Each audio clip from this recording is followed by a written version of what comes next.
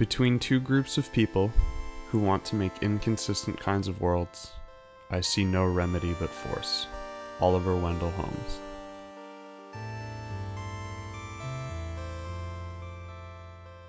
In 2020, a group of individuals set out on a mission to create a perfect utopia.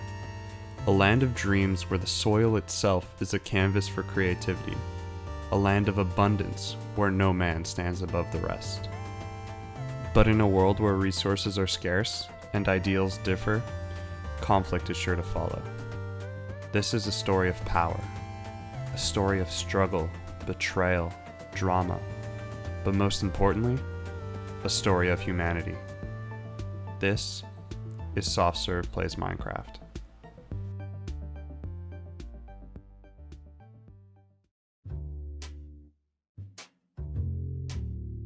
To understand this story, we must first meet the people who dared enter the vast unknown and dream of something greater. Evan and Mackenzie, bee farmers from the east that wish for a fresh start. Shreddy, a scholar, author, dream weaver, looking for inspiration for his new novel. Zach, a real estate developer looking to expand his territory. Sam, an ex-Monsanto exec fired for shady business practices. Then, a homosexual Vietnamese man we brought along for diversity. And finally, myself, a journalist chasing a story, but I will remain impartial for the sake of journalistic integrity.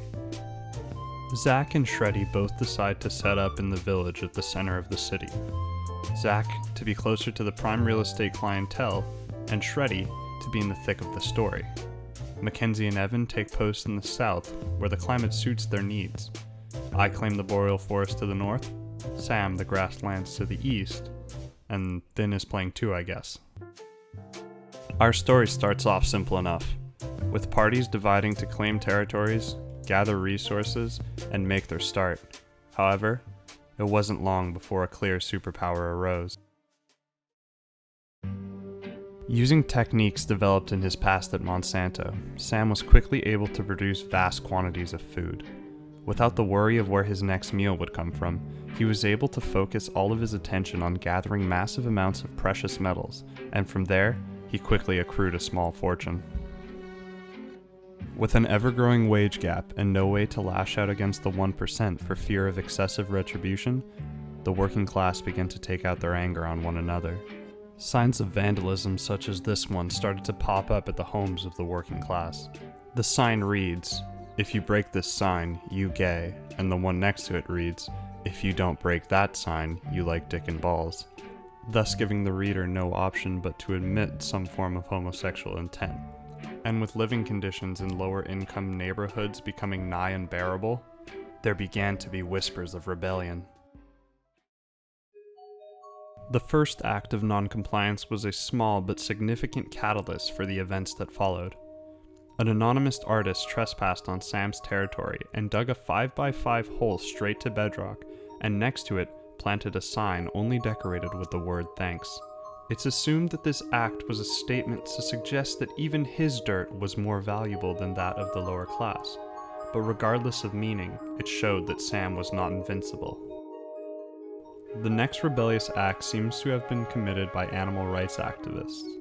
Unsatisfied by the living conditions of Sam's livestock, the culprit released all of his animals and damaged Sam's unending source of nourishment.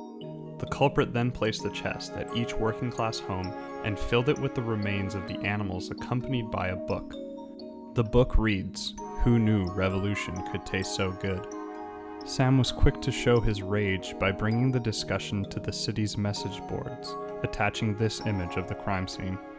It is assumed that Evan and Mackenzie are the culprits given their connection to wildlife, but with insufficient evidence to convict, all charges were dropped. Sam retaliated by beefing up his security and placing traps on his property to ward off revolutionaries. Not long after, Sam discovered a hidden lever marked by a sign which reads, "Long live the proletariat, long live la révolution." The lever revealed a hidden chest and inside a secret message inviting people to rise up. The content of the book goes as follows.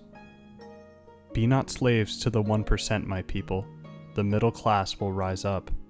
All people are not equal. Death to the Tsar atop his throne of birch and purple glass. Hush, for the revolution continues. These pages are yours to fill. Let this be the manifesto of our people.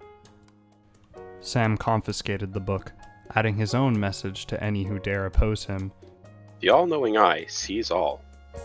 Punishment will follow. Stand by for the next broadcast. In an attempt to stop the rebellion at its roots, Sam started to recruit people to his party. He issued the following invitation to the city's people of influence. This is an invitation to join my cause in securing the future of our people and prosperity. Should you align yourself with my ideals, then sign the book and title it Revolution? Leave the book on the top left furnace in my workshop, and I shall know you are on the side of the future. What follows was a series of responses by the recipients, each more important than the last. I myself received an invitation, but declined by trying to name the book Journalistic Integrity, but I ran out of letters, and then I sneakily placed the book back in Sam's home. Zach decided to take a much less discreet approach. He denied the invitation by building a massive hammer and sickle out of glowstone atop a tall tree in the center of the village. He was attempting to draw a parallel between Sam's rule to that of the de facto dictatorship of Joseph Stalin in the Soviet Union. Shreddy, ever the intellectual, replied in a 10-page essay highlighting what it would take for him to join Sam's side. For brevity, here are some important passages. I am touched that you, one of such noble status, should reach out to me for help. I'm afraid that I really do not think that I'll be of much aid to your goals. But word of mouth I've heard that they seem to be talking about some sort of revolution. I sympathize with them, and to be honest, I find their words moving. Being Swedish, my mother always said, the gods may throw a dice, their minds as cold as ice, and someone way down there loses someone dear. The winner takes it all, the loser has to fall. With that in mind, if you were to marry, I give you my word that I would help. I believe the idea of a woman, a queen, would drive any man to support you. He then goes on to describe the future queen's armpits for several more pages.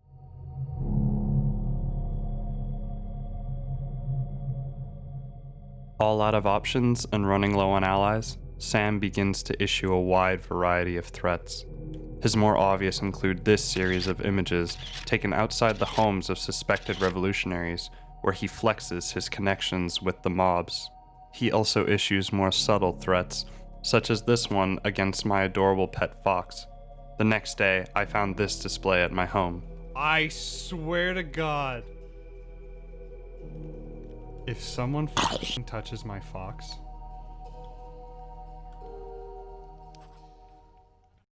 but the revolution was quick to act. Another anonymous art installation was erected in the form of a massive statue of Stalin, further reinforcing the parallels of his dictatorship. Smear campaigns began popping up to further spread the faults in his rule, and most aggressively, someone made it past Sam's security and rigged up some explosives. If Sam wanted to avoid a massive uprising, he had some major rebranding to do. And that's exactly what he did. Sam had attained such a massive fortune, he began offering free tools to the working class people with the promise of more should they ever break. He started a village board for people to air their grievances, although this was better in theory than practice. With public perception on the rise, all Sam needed was a legitimate claim to rule. And although he was unable to procure himself a queen as suggested by Shreddy, he did one better. He began to claim a divine right to rule through the authority of a higher power.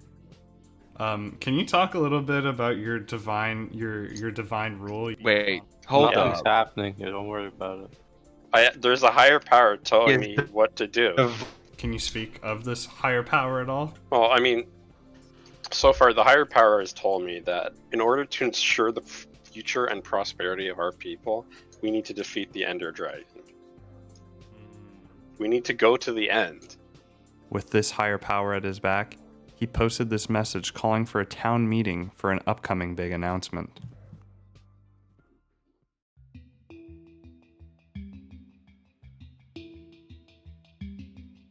In preparation for announcement day, a stage was built at the base of Big Stalin, alongside stands and a post for myself where I could oversee and report the event. Given that Sam was responsible for construction, I feared he may try to silence me at some point, so I investigated my podium, and sure enough, I found some traps. After dismantling them for my own safety, the big announcement was underway. Alright, so what I'd like to announce today, I've understood and heard the problems and sufferings of the people. Now, one thing I would like to announce is we will be holding an election. We're having an Hey, election? woo! Election! Democracy! Oh my god.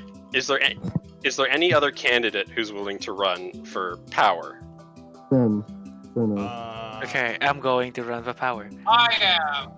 Sin. I'm Sin, going. please. Oh, okay, Hello. we got 3 parties. Awesome. Let's have a closer look at the 3 parties in the running. First off, we have Wilson, who is representing the Anarchy Party. He advocates for no rules and a free people unbound by laws and government. Unfortunately, he is a new arrival and not a citizen of the server, which may hurt him in the polls. Next is Thin, for the Diversity Party.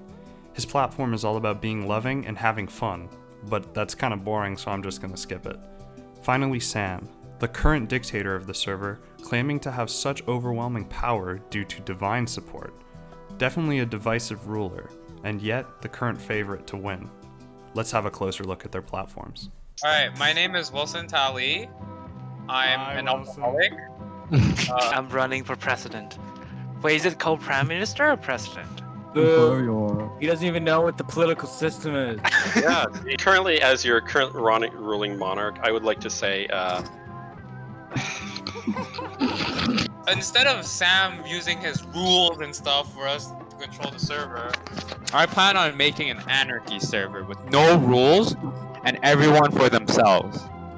This is my first time playing Minecraft, and so far it's been really fun. I enjoy my experience playing with you guys, and therefore I'm running for president. That's all. that's it. I promise to keep the peace and make sure that we as a people prosper for our future. Wait, someone set something on fire. After the parties gave their speeches, the people were asked to vote by writing their preferred ruler on a sheet of paper and placing it in a chest. I was asked to count the votes because I am an objective neutral party. The first rounds of votes revealed that Sam had accumulated an overwhelming 39 votes, despite the server only hosting 8 residents. Upon recount, here are the final numbers. A split vote between Sam and Comedy Central's hit series South Park, both with 33% of the vote. Yeah, Ryan, who'd you vote for? I voted for Comedy Central South Park. Unsatisfied with the results of this election, Sam calls forth his higher power. Hey, this wasn't the vote. This wasn't the vote.